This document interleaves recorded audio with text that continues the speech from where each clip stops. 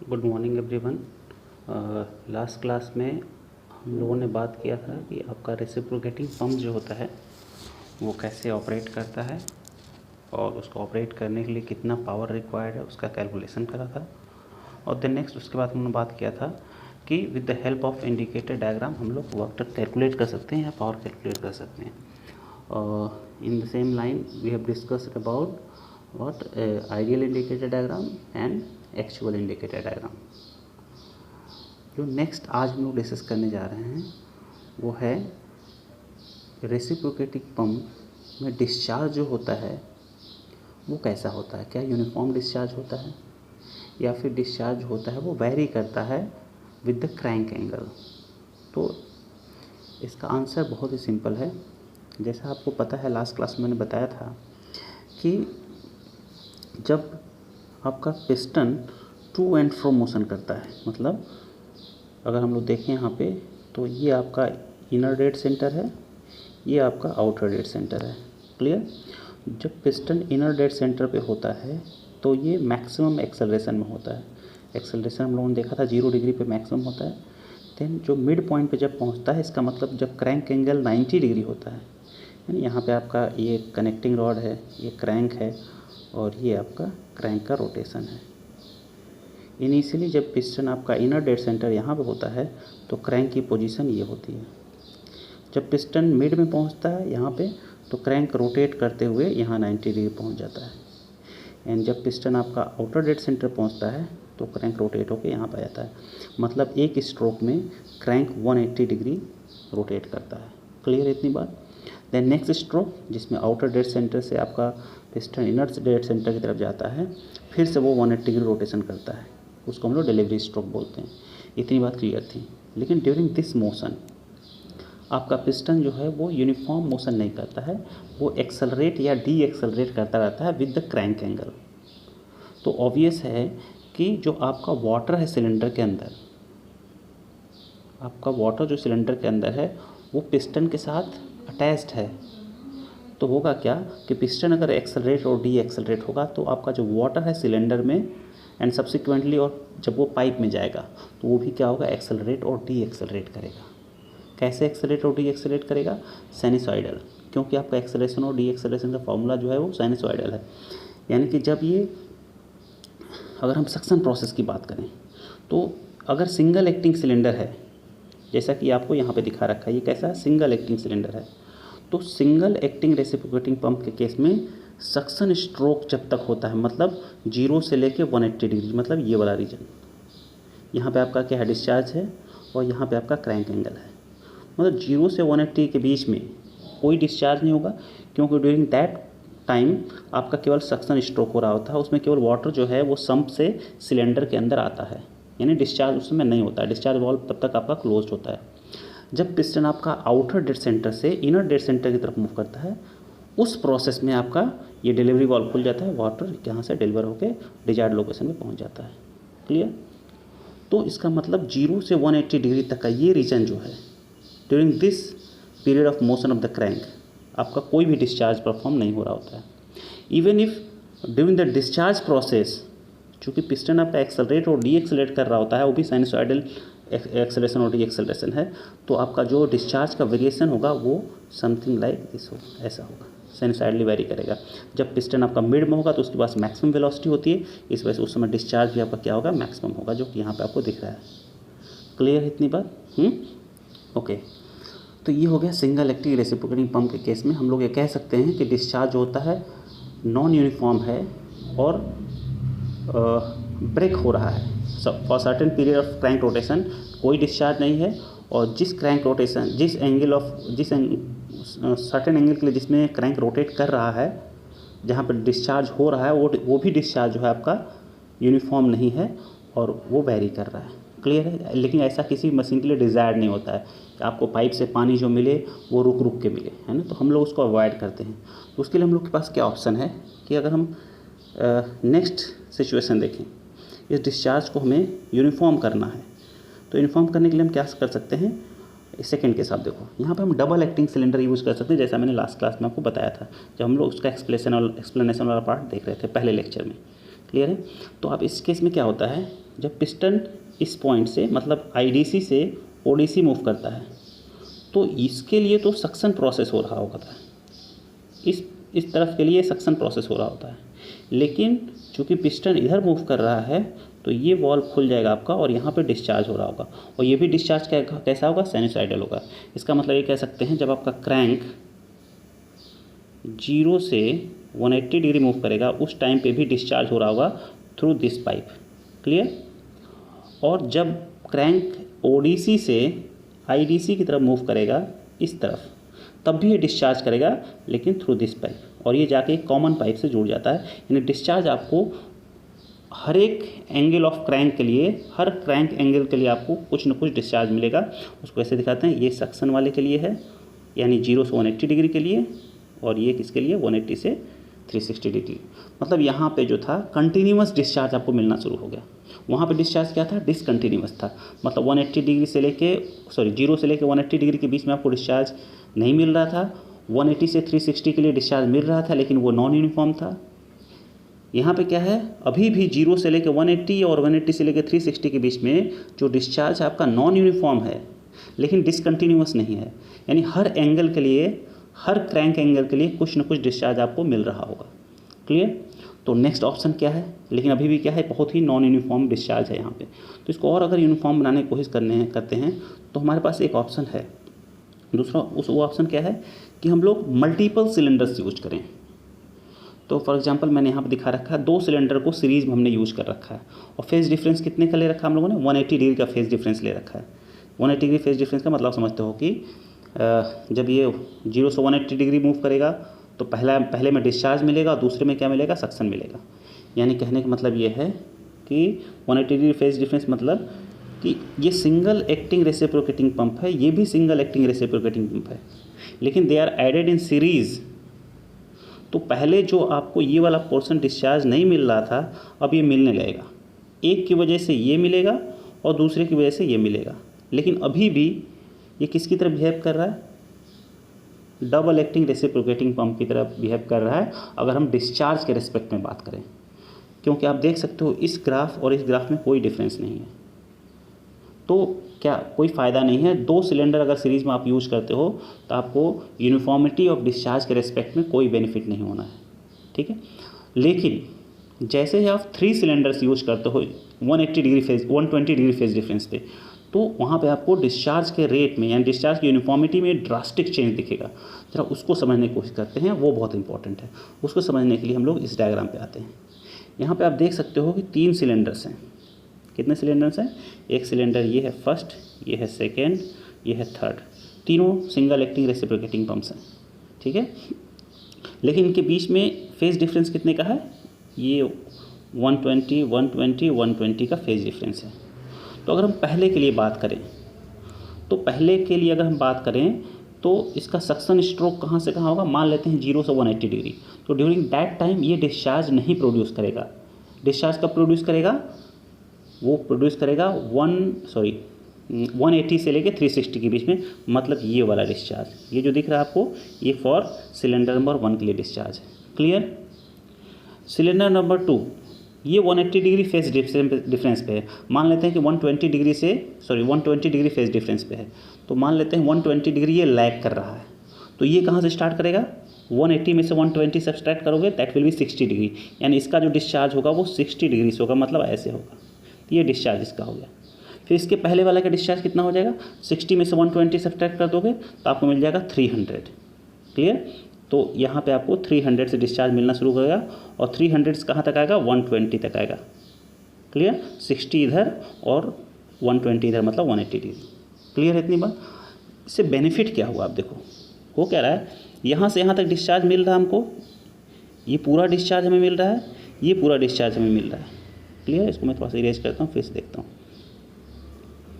यहाँ देखिए ये डिस्चार्ज हमें मिल रहा था, लेकिन इस लोकेशन में ज़रा ध्यान से देखो आप, इस लोकेशन में इसकी वजह से भी डिस्चार्ज मिल रहा है, इसकी वजह से भी डिस्चार्ज हो जाएगा। ये दोनों डिस्चार्ज क्या होंगे, ऐड अप हो जाएंगे, तो आपको ये ऐसे बनेगा कर्व। क्लियर। सिमिलरली इस रीजन में अगर हम बात करें तो इसमें भी डिस्चार्ज मिल रहा है और इसमें भी डिस्चार्ज मिल रहा है, तो ये दोनों ऐड अप होकर ऐसे हो जाएंगे ग्राफ। सिमिलरली इस रीजन की हम बात करें तो इस दोनों डिस्चार्ज ऐड अप होकर ऐसा हो जाएगा। तो फाइनल जो ग्राफ आपको दिखेगा that will be something like this. Clear? आप देख सकते हो कि डिस्चार्ज जो है मोर और लेस क्या है, यूनिफॉर्म है। क्लियर? तो हम लोग जनरली यूनिफॉर्मिटी के लिए, ताकि यूनिफॉर्म डिस्चार्ज मिले, हम लोग क्या करते हैं, मल्टीपल सिलेंडर्स यूज, मतलब 3 सिलेंडर एट 120 डिग्री फेज पे यूज कर सकते हैं, या फिर नंबर ऑफ सिलेंडर्स यूज कर सकते हैं मोर देन इक्वल टू 3 और more than 3। Clear? Then you will get the uniform discharge through the reciprocating pump. Clear है? ओके। इसको अटेन करने का एक और बेटर तरीका है, अगर यूनिफॉर्म डिस्चार्ज अटेन करना है, जो कि आजकल हम रेसिप्रोकेटिंग पंप्स में यूज़ करते हैं, उसका नाम क्या है, एयर वेसल।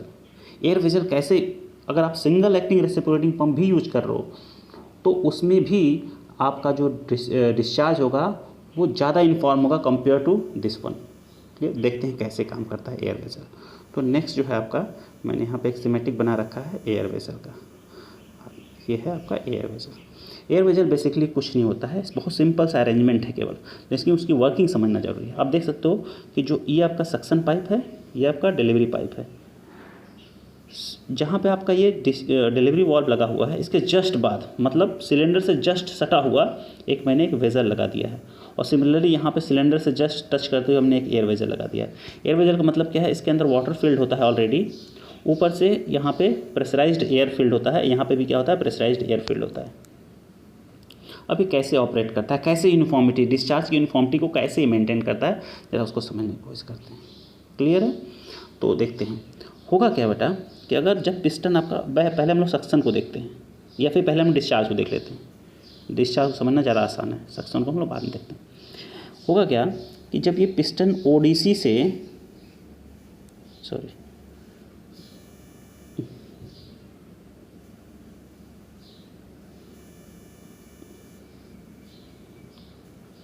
जब पिस्टन आपका ओडीसी से आईडीसी की तरफ मूव कर रहा होगा, तो जब ये ओडीसी से स्टार्ट होगा, ओडीसी से मूव करना स्टार्ट करेगा, तो आपको एक्सेलरेशन कॉन्सेप्ट याद है? अगर नहीं याद है तो आप लोग यहाँ पे इंडिकेटेड डायग्राम में देख सकते हो।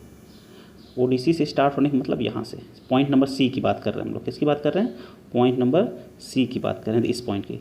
तो यहाँ पर आप देख सकते हो कि हाई प्रेशर है, और जब हाई प्रेशर है, तो क्या होगा, हाई एयर एक्सेलरेशन होगा, क्या होगा, हाई एक्सेलरेशन होगा। इसका मतलब होगा क्या कि जब ये पिस्टन यहाँ से रोटेट करेगा तो ये एक्सेलरेट करना शुरू करेगा, लिक्विड क्या करेगा, एक्सेलरेट करना शुरू करेगा।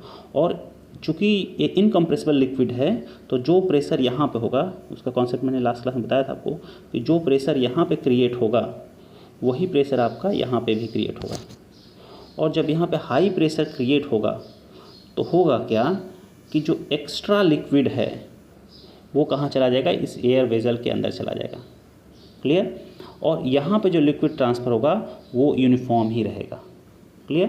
यानी कि जब हाइयर एक्सेलरेशन है तो यहाँ पे प्रेशर इंक्रीज करेगा, जो प्रेशर इंक्रीज करेगा तो वाटर का फ्लो जो होगा वो किधर हो जाएगा, इस हाई प्रेशर से, कहाँ से, यहाँ पे चूँकि हाई प्रेशर क्रिएट हो गया इस पॉइंट पे, तो यहाँ पे चूँकि एयर प्रेशर है तो यहाँ पे एक प्रेशर डिफरेंस क्रिएट होगा। इसका प्रेशर हम लोग ऐसे करते हैं ताकि ये इसको मीन प्रेशर पे लेके जाए। तो यहाँ पे जो हाइयर प्रेशर क्रिएट होगा उसकी वजह से क्या होगा, और यहाँ पे लोअर प्रेशर है तो वाटर जो है फ्लो होके ऊपर न जाके पहले इधर जाएगा। क्लियर? तो जो एक्स्ट्रा वाटर है ना, जो डिस्चार्ज रेट को बढ़ा रहा है इनिशियली, ठीक है, तो क्या होगा, वो इसके अंदर चला जाएगा, एयर वेजल के अंदर चला जाएगा, और जो बाकी बचा हुआ वाटर जो है डिलीवरी पाइप के अंदर फ्लो करेगा। फिर आगे बढ़ते हैं, आगे क्या होगा, एक्सेलरेशन यहाँ पर क्या हो गया, जीरो हो जाता है, जीरो एक्सेलरेशन हो गया। इसका मतलब क्या हो गया, यहाँ प्रेशर एवरेज हो गया, वहाँ पे कुछ नहीं होना। जब आगे जाएंगे तो यहाँ पर क्या होगा, ये डी एक्सेलरेट हो जाएगा, यहाँ पे लीस्ट एक्सेलरेशन होगा। तो यहाँ पे क्या होगा, लीस्ट एक्सेलरेशन मतलब लीस्ट प्रेशर होगा। जब लीस्ट प्रेशर होगा तो यहाँ पे प्रेशर क्या होगा, ड्रॉप होगा। जब प्रेशर ड्रॉप होगा तो यहाँ से वाटर जो है सप्लाई होकर फिर यहाँ पे आ जाएगा। इसका मतलब ये है, with the help of this air vessel हम लोग क्या करते हैं, इस पॉइंट पे, इस पॉइंट के आगे जो डिस्चार्ज ऑफ वाटर है उसको हम लोग कांस्टेंट कर देते हैं। जो इनसफिशिएंसी ऑफ वाटर होती है वो यहाँ से ले लेता है ये लोअर प्रेशर के समय, और जो एक्स्ट्रा वाटर होता है उसको ये सप्लाई कर देता है। मतलब ये किसकी तरह काम करता है, कुशन की तरह काम करता है। मतलब कह सकते हैं कि ये एक फ्लाई व्हील की तरह बिहेव करता है। यानी कि जब एक्स्ट्रा वाटर है तो उसको वो सक कर लेगा, जब रिक्वायर्ड होगा पाइप को, मतलब पाइप में वाटर कम है तो वो उसको सप्लाई कर देगा। वो सारा किसकी वजह से होता है? वो प्रेशर डिफरेंस की वजह से होता है। क्लियर है? जो यहाँ पे प्रेशर डिफरेंस क्रिएट होता है इन दोनों पॉइंट में, इस पॉइंट और इस पॉइंट के बीच में। क्लियर? इतनी बात क्लियर सबको? यानी कि अगर हम कहें कि अच्छा, इसका मतलब ये है कि इसके ऊपर, मतलब major portion of delivery pipe में, यानी इस पोर्शन में जो आपका ये वाला पोर्शन है, इस पोर्शन में आपका डिस्चार्ज होता है कंटिन्यूसली क्या होता है? यूनिफॉर्म बना होता है। केवल इस छोटे से पोर्शन में आपका यूनिफॉर्म नहीं होता है, मतलब जो जैसा एक्चुअल होता है वैसा ही होता है। इसी वजह से हम लोग एयर वेसल को सिलेंडर के जितना पास हो सके उतने पास लगाते हैं। क्लियर है? डिलीवरी वाला कॉन्सेप्ट क्लियर हो गया। डिस्चार्ज के समय कैसे ये और डिस्चार्ज को कंट्रोल करता है। Okay, next is what? Suction stroke. Suction stroke के केस में क्या होगा? आप देखो, जब आपका आईडीसी से ओडीसी की तरफ पिस्टन मूव करता है तो यहाँ पे क्या होता है? आप इंडिकेटर डायग्राम को देखो, ज़्यादा क्लियर होगा। यहाँ देखिए प्रेशर क्या होता है? बहुत ही कम होता है। पॉइंट नंबर ए को आप कंसीडर करो। यहाँ पे ये पॉइंट नंबर ए जो यहाँ पे है, ये क्या है? लोअर प्रेशर पे है। मतलब यहाँ पे प्रेशर क्या होगा? बहुत लो होगा इनिशियली यहाँ प्रेशर क्या होगा? बहुत लो होगा। जब लो प्रेशर होगा तो ये क्या करेगा? इसको सक करने की कोशिश करेगा तेज़ी से। क्लियर? यानी यहाँ पे लो प्रेशर क्रिएट होगा। जब यहाँ पे लो प्रेशर क्रिएट होगा, कहाँ पे लो प्रेशर क्रिएट होगा? समझने की कोशिश करिए। प्रेशर जो क्रिएट हो रहा है वो इस पॉइंट पे हो रहा है, ठीक है? क्योंकि पिस्टन के मूवमेंट की वजह से वहाँ पे प्रेशर जो भी क्रिएट हो रहा है, जो एक्स्ट्रा प्रेशर क्रिएट हो रहा है या फिर वैक्यूम क्रिएट हो रहा है, तो होगा क्या? जब इसको अब यहाँ पे एक्स्ट्रा लो प्रेशर क्रिएट हो रहा है, जिसकी वजह से क्या होगा? इसको डिस्चार्ज ज़्यादा चाहिए, तो वो डिस्चार्ज जो चाहिए होगा वो यहाँ से ले लेगा। ये जो भी एक्स्ट्रा उसको वाटर चाहिए वो एयर वेजल से ले लेगा। क्यों? क्योंकि यहाँ पे उस टाइम प्रेशर कम होगा, यहाँ पे प्रेशर ज़्यादा होगा और यहाँ पे वैक्यूम प्रेशर होगा, जो कि हायर वैक्यूम प्रेशर होगा। इसकी वजह से वाटर यहाँ से निकल के यहाँ चला जाएगा। इसकी वजह से होगा क्या? इस पाइप में जो वाटर का फ्लो होगा वो कांस्टेंट बना रहेगा। ठीक है? ये कब हुआ? जब पिस्टन का मोशन स्टार्ट हुआ। ठीक है? जब वो एंड में पहुँचने वाला होगा, मतलब यहाँ पे ओडीसी पहुँचने वाला होगा, उस समय क्या होगा? वो रिटार्ड हो रहा होगा। रिटार्ड हो रहा होगा, इसका मतलब क्या होगा? उसका प्रेशर हाई रहा होगा, है ना? Pressure high in the sense vacuum, lower vacuum होगा। लोअर वैक्यूम मतलब क्या होगा? यहाँ पे प्रेशर हाइयर हो जाएगा और यहाँ पे प्रेशर लोअर हो जाएगा। तो जो एक्स्ट्रा वाटर यहाँ पे है वो इसके अंदर चला जाएगा। क्लियर? तो इस तरह से ये क्या करता है? एक फ्लाई व्हील की तरह बिहेव करता है, एक कुशन की तरह काम करता है, ताकि इस रीजन में, सक्शन के इस रीजन में और डिलीवरी पाइप के मेजर पोर्शन में आपका जो डिस्चार्ज रेट रहे वो यूनिफॉर्म बना रहे। क्लियर है? एयर वेजल की फंक्शनिंग क्लियर है? इसको मैं थोड़ा सा समराइज़ कर देता हूँ एक बार फिर से। एयर वेजल का क्या काम है? एयर वेजल जो है, जैसा आईसी इंजन में फ्लाईव्हील काम करता है, वैसे एयर वेजल जो है रेसिप्रोकेटिंग पंप्स में काम करता है। मतलब जब एनर्जी रिक्वायर्ड होती है, यानी कि जब वाटर की रिक्वायरमेंट होती है तब ये सप्लाई कर देता है। जब एक्सेस वाटर पाइपलाइन में होता है तो उसको वो एब्जॉर्व कर लेता है। ये सारा होता किसकी वजह से? प्रेशर डिफरेंस की वजह से होता है। और ये प्रेशर डिफरेंस किसकी वजह से क्रिएट होता है? हमने एयर को यहाँ पे देख सकते हो आप, यहाँ के हमने एयर को एक पर्टिकुलर प्रेशर पे फीड कर रखा है। क्लियर? तो जब पिस्टन आपका एक्सेलरेट हो रहा होता है यहाँ पे इनिशियली, तो यहाँ पे हाई प्रेशर क्रिएट होता है। क्लियर? तो हाई प्रेशर क्रिएट हो रहा होगा यहाँ पे लो प्रेशर होगा, है ना, कंपेयर टू दिस प्रेशर। तो यहाँ से वाटर यहाँ पे आ जाएगा। लो प्रेशर होगा तो वाटर क्या होगा? हाई प्रेशर से लो प्रेशर की तरफ जाता है, तो ये एक्स्ट्रा वाटर जो है इसके अंदर चला जाएगा और यहाँ पे यूनिफॉर्म डिस्चार्ज बना रहेगा। क्लियर? जब ये रिटार्ड हो रहा होगा, एंड में मैक्सिमम रिटार्डेशन होगा, उस टाइम पे क्या होगा? यहाँ प्रेशर लोअर होगा, यहाँ प्रेशर हाइयर होगा, यहाँ पे डिस्चार्ज क्या होता है? इधर से वाटर सप्लाई हो जाएगा, फिर से यहाँ पे यूनिफॉर्म रेट बना रहेगा। क्लियर है? तो पिस्टन के एक्सेलरेशन और डी एक्सेलरेशन से major portion of the pipe के डिस्चार्ज पे जो है कोई इफेक्ट नहीं पड़ता है। किसकी वजह से नहीं पड़ता है? ये जो एयर वेजल है वो एक्स्ट्रा वाटर को एब्जॉर्ब कर लेता है और जो वाटर रिक्वायर्ड होता है उसको वो सप्लाई कर देता है। सेम प्रोसेस मैंने बताया था आपको सक्शन प्रोसेस में होता है।